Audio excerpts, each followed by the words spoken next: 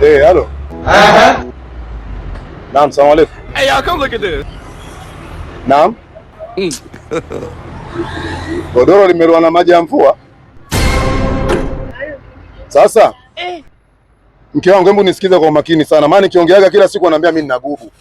Godoro linaroaje na maji ya mvua na wewe uko hapo nyumbani? Na mimi nimekwambia asubuhi natoka, nakwambia kabisa bwana, chumba kinavuja hichi. Weka mabeseni kwenye kitanda. Umeshindwa kuweka mabeseni? Nyanyua godoro, weka juu ya ukuta. Si nimekwambia mimi asubuhi? Sasa kipindi godoro linaroa, wewe ulikuwa wapi? Naam?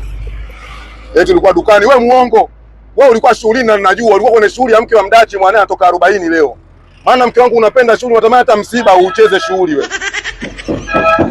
Sasa umenisikia? Hivi visa unavyonifanyia kila siku kulala chini, mimi nilisema hilo nimeshindwa. Hivi ni visa unanifanyia. Na kwa nini hiyo mvua kila siku inanyesha nyumbani hapo? Nikija hapo huwa ni pakavu. Chumbani godoro limeroa. Unakojoa wewe. Nini? Mama yangu. Eti mimi toka unipe maji ya mchele sijawahi kukojoa tena. Huo ugonjwa nilikuwa nao zamani, sio sasa.